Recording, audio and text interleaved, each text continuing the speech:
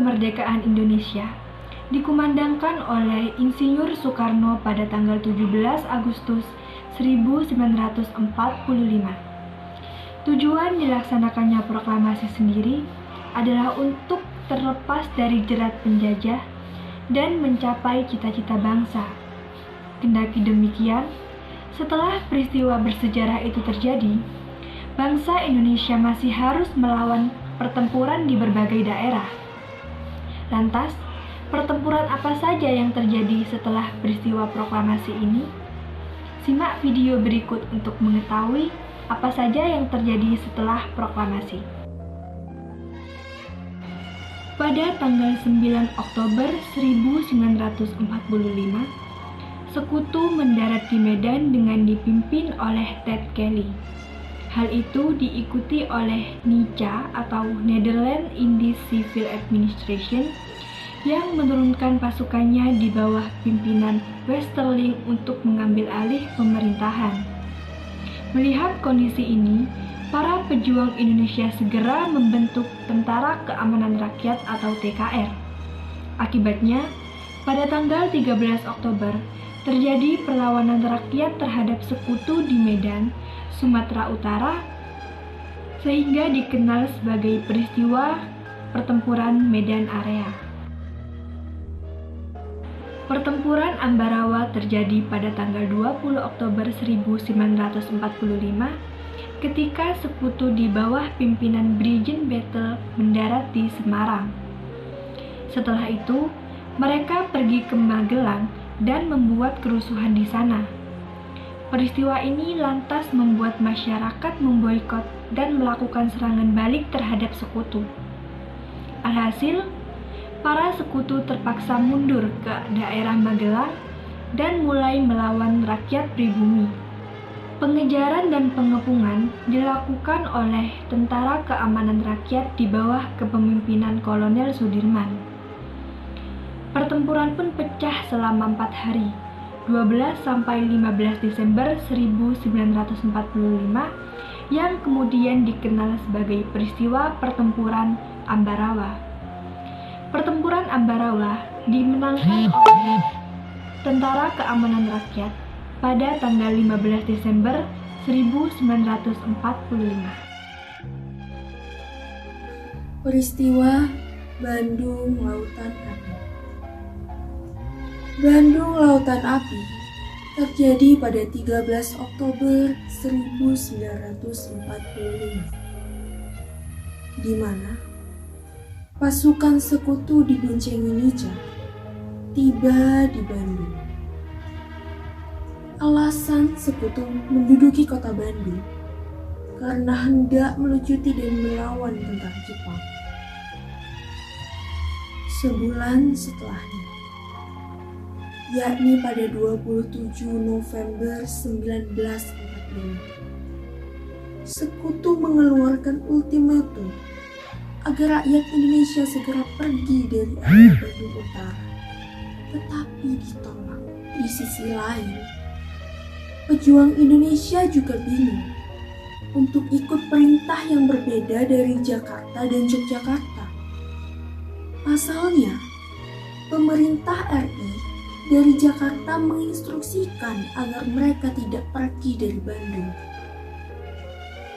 Sementara itu, markas komando di Yogyakarta memerintahkan agar Bandung dikosongkan. Pada akhirnya, rakyat menuruti perintah dari Yogyakarta. Namun, sebelum meninggalkan Bandung pada 23 hingga 24 Maret 1946, para pejuang menyerbu pos-pos Sekutu dan membumi hanguskan Bandung. Pertempuran 5 Hari Semarang. Pertempuran ini terjadi pada tanggal 15 hingga 19 Oktober 1945, di mana pada tanggal 14 Oktober 1945, para tawanan Jepang yang bekerja di pabrik gula Cepiring akan dipindahkan ke Bulu. Namun, di tengah perjalanan, mereka malah kabur. Masyarakat Semarang yang mengetahui hal tersebut lantas melawan mereka dan meminta Jepang untuk menyerahkan senjata mereka. Namun, Mayor Kido dari Jepang menolak hingga pertempuran pun berlanjut. Para pemuda Semarang kemudian berdiskusi di rumah sakit Purosoro. Dalam diskusi tersebut, mereka berencana akan mencegat dan memeriksa mobil pasukan Jepang yang lewat di depan rumah sakit itu. Akan tetapi, tiba-tiba Jepang melemparkan serangan yang tidak terduga dan menahan anggota polisi istimewa yang sedang menjaga sumber air minum masyarakat Semarang, yaitu reservoir Siranda di Candi Lama. Bahkan kabarnya, pasukan Jepang meracuni sumber air tersebut. Guna mengusut lebih lanjut berita tersebut, Dr. Karyadi selaku Kepala Laboratorium RS Purosoro diminta untuk memeriksa reservoir. Tiba-tiba, mobil Dr. Karyadi dicegat dan ditembak secara keji. Kematian Dr. Karyadi pun semakin menyulut kemarahan rakyat Semarang hingga mereka melakukan perlawanan dari tanggal 15 Oktober sampai 19 Oktober 1945. Dan pada akhirnya, masyarakat Semarang dan pasukan Jepang berhasil didamaikan dengan dilucutinya senjata Jepang pada tanggal 20 Oktober 1945. Pertempuran Surabaya. Pada 25 Oktober 1945, pasukan sekutu yang dikomando oleh Brigjen AWS Molabi tiba di Jakarta. 3 hari kemudian, pada 28 Oktober 1945, terjadi pertempuran antara rakyat Surabaya yang melawan sekutu. Peristiwa ini menewaskan Molabi, yang memicu kemarahan sekutu, dan meminta rakyat Surabaya menyerah pada 9 November 1945 sebelum pukul 6 malam tepat.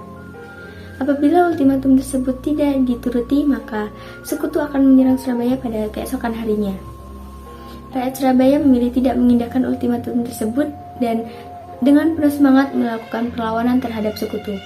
Oleh karena itu, terjadilah pertempuran Surabaya pada 10 November 1945. Puputan Margarana. Pada 20 November 1946, terjadi pertempuran di daerah Bali yang melibatkan TKR Divisi Sunda Kecil di bawah pimpinan Kolonel I Gusti Ngurah Rai. Pertempuran ini terjadi pada dini hari sampai siang hari, di mana pasukan I Gusti Ngurah Rai berhasil memukul mundur Belanda. Belanda yang sudah terdesak pun memanggil bantuan. Sementara itu, I Gusti Ngurah Rai beserta pasukannya terus melakukan perlawanan sampai titik darah penghabisan.